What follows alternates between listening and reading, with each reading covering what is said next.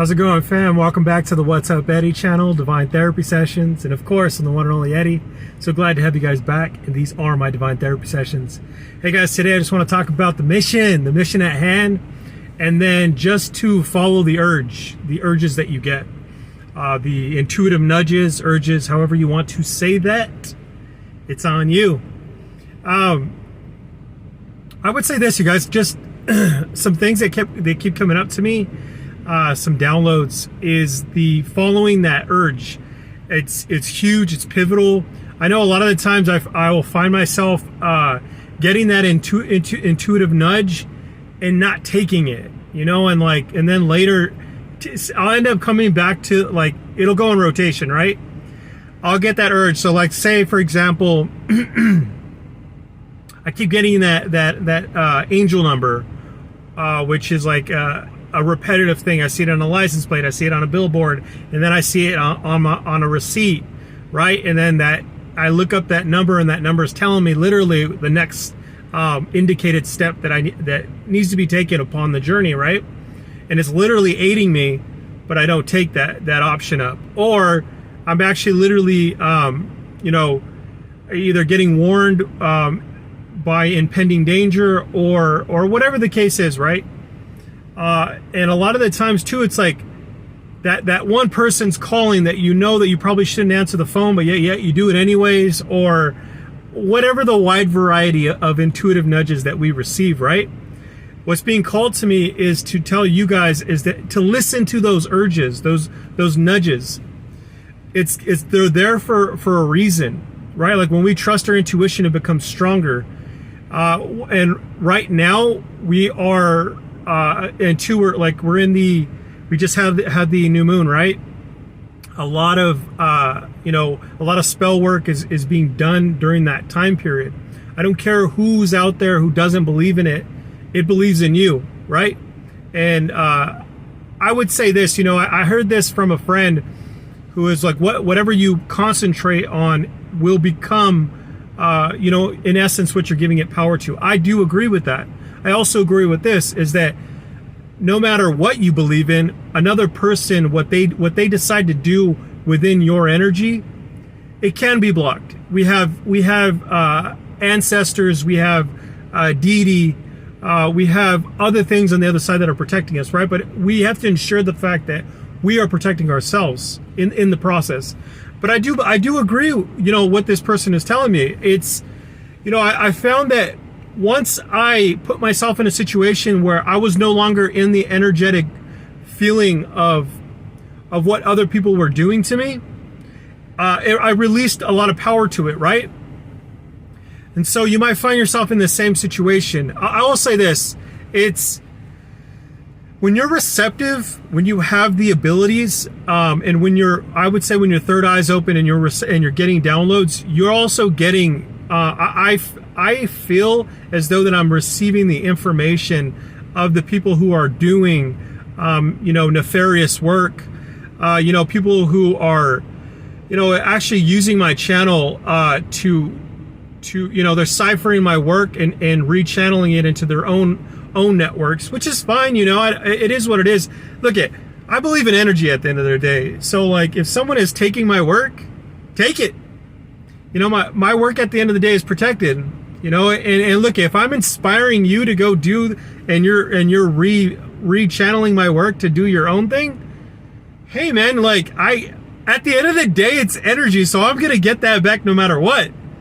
But I'm inspiring someone, so, like, who cares at the end of the day, you know? Whatever it takes. And, like, you know, you gotta imagine it like this. It's like, how many people is that person helping? You know, and, like, that was initiated by my work. And, you know, it's not even my work completely, you know, it's God's work at the end of the day. Like, that's what we got to give this testament to, you know? It's like, God will use anybody in the process to get the work that he needs done, right? And so, like, if I'm an open channel to that, so be it. So be it. So talking about work, right? We all, at the end of the day, have a mission here on planet Earth. No matter whatever you're doing. Yes, we have our 9 to 5. I've said this before. But beyond our 9 to 5, we have a soul urge, a soul purpose, a soul mission, and whatever that purpose is, it's upon you to find whatever that mission is within you, and only you know it. No one else can tell you what that is. Not your parents, not your friend, not your best friend. And there's people in the world who have been planted there to aid you on your mission, but you can't find those people, and you won't be able to get the intuitive messages until you recognize that you have a mission, right? Think about it like this. So even if you weren't spiritual and you wanted to become, let's say, a doctor, that was your mission. You believed it to be your mission. How will you be able to become a doctor if you didn't, let's say, want to become a doctor, right? You got to put that in your energy field. So first you recognize, dang, I want to be a doctor. Now you know and acknowledged it. Now it's the point of what are the next indicated steps within that process? Because whatever you want to be on planet Earth, there's a process, a blueprint. It's upon you now to call in the people, places, and things, the time, the abundance necessary in order to make that journey fruitful, where it can come into your field of where you can manifest it, right, into your energy. The same thing goes for your mission on Earth, right? And usually your mission is to aid someone else or aid yourself within a process that the Creator has created for each and every one of us, right? Like, I don't care what that is. Maybe you're changing a new process. Maybe you're bringing, I get it's an infinite amount of possibilities. Every one of us has this mission. Like for me, it's communication, right? And the communication is for me to enlighten other individuals. And how did I get on that journey? Well, I had to go through a 33-year period of pain, disaster, bad judgments. I had to go through, a wide variety. So my story, you've seen in my other videos of where I had injustices done to me, and then I've done injustices to myself, and then in turn done injustices to other people, right? And then within that process, I had to grow. I was forced to awaken. And within that awakening process, I became enlightened. And in that enlightenment, I realized that I have abilities that I never thought was possible. I never thought that I could communicate my story with honesty, brutal honesty. I didn't think that it was possible for me to do the trauma or shadow work necessary for me to get my message across to other people. I was so afraid and I was so bogged down by fear that I couldn't even show my face on this camera, let alone anything else, right? I also wasn't thinking straight because of not only the chemicals that I was putting into my body, but because of where I was at in the mental state.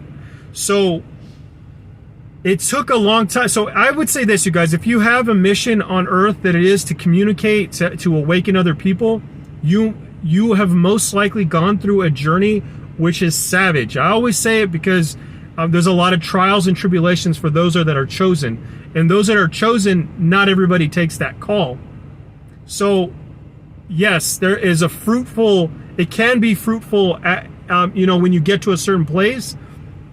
And that abundance isn't just manifested through cash. That is energy. That is the opening psychically, opening up spiritually.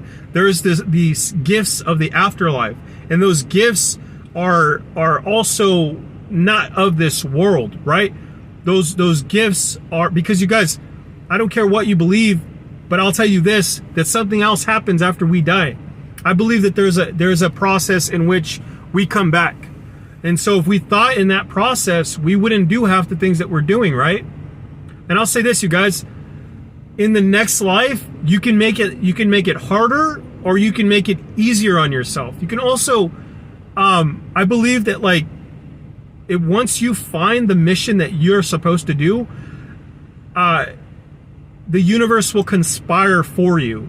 You're not going against the own blueprint that you made with the Creator, right? And I know it's hard to fathom those ideas if you're barely starting the process, but I'll tell you this, you guys, neither did I.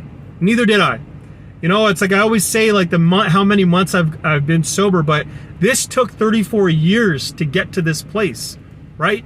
Yes, it took 19 months of continuous, hard-earned work, but it took a lifetime thus far, a quarter of a century, little over a quarter of a century, to get where I am today. And it was a lot of work to do. It was painful, a lot of tear shedding, a lot of fear, fear-based ideas that I needed to reprogram.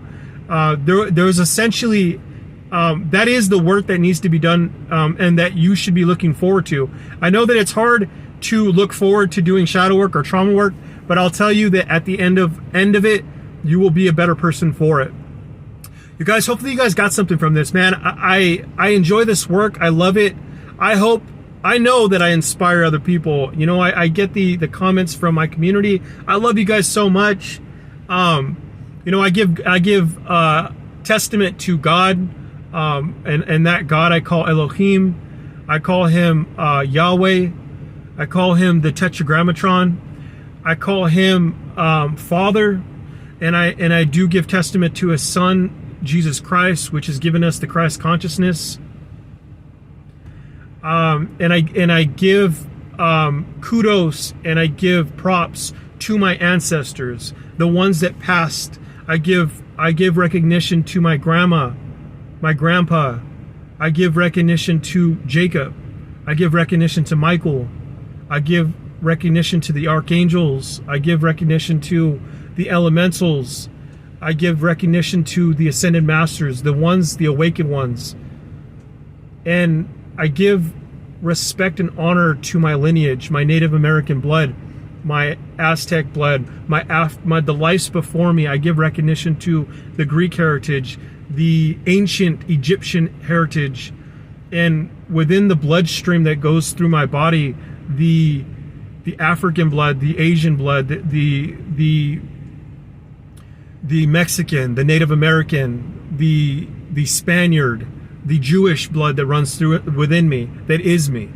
I honor my spirit, I honor my higher self, and I honor you guys. And the reason why I say that, you guys, is this: honor your people, honor your places, your things, your beautiful life, because this is a beautiful life. Cherish it. I love you. I'll catch you guys in the next one. Give me a thumbs up, subscribe to my channel, peeps, and I'll catch you guys in the next one. All right.